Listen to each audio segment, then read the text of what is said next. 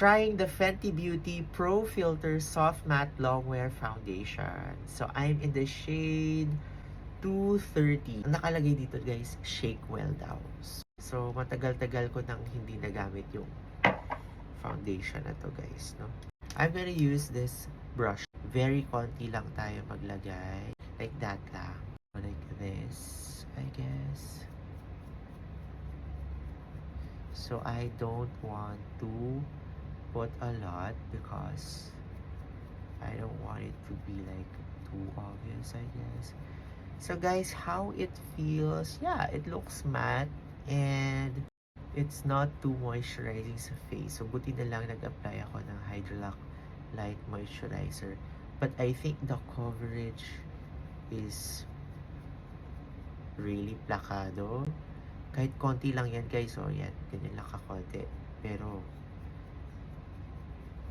super ano na siya ng coverage. So ayokong ipakita sa inyo na full-blown coverage kasi baka super obvious na ng ating foundation later.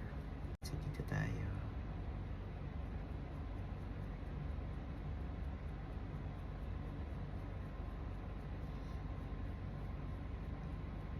Baka okay siya guys. Hindi siya masyadong dry and hindi siya masyadong moisturizing din at the same time. But I think you have to really have a very nice moisturizing base for this one kasi medyo hindi siya super moisturizing. So if you have dry skin, you need to prep with a very nice but lightweight moisturizer. So dito tayo sa kabila. So, di ba, konti lang yung nilagay ko, pero it really goes like a long way.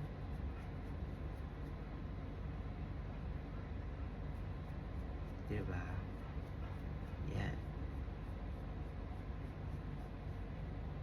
So, timing lang tayo maglagay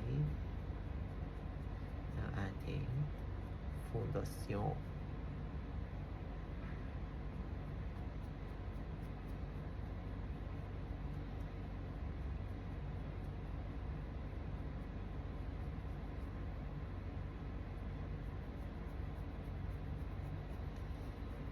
Yeah, it's very powdery. So, ganyan lang.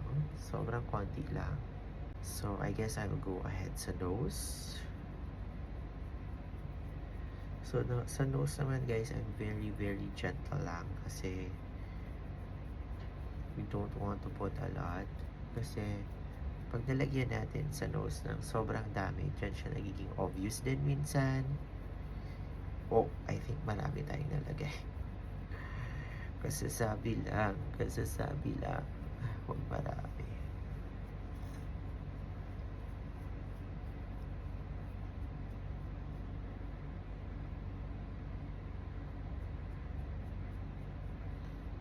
So, yun.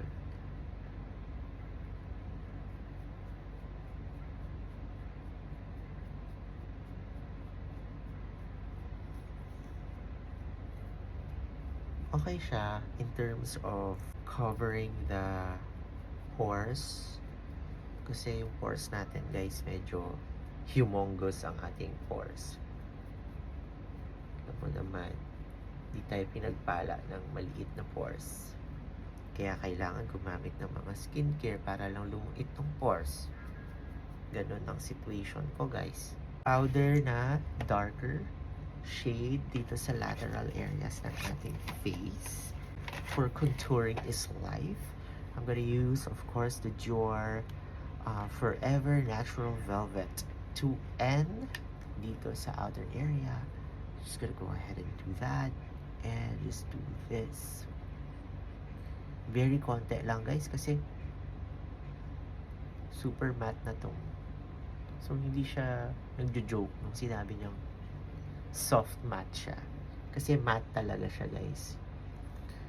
So if you're looking for a matte na makeup or foundation, yung Fenty Beauty Soft Matte po is like a very good candidate. So, dito tayo sa sides ng nose. For the contour of life, I guess. Side ng nose.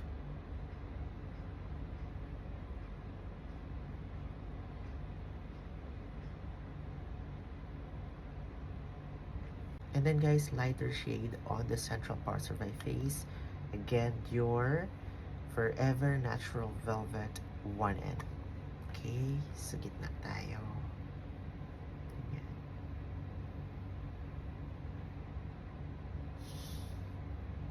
Tapos, sa sides ng face.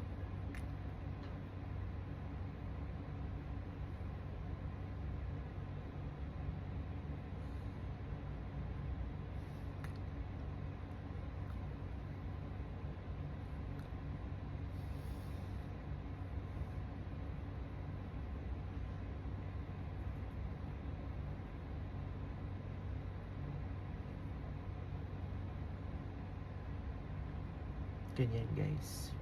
Sorry. Dead air tayo. Sorry. Diba? Ganyan lang. Very simple. Simple pimple. So yan guys, I'm gonna show you how this looks like. So ayan guys, this is how it looks like. So I hope you guys enjoyed. So for more acne tips, follow me and basta acne DMD. Bye!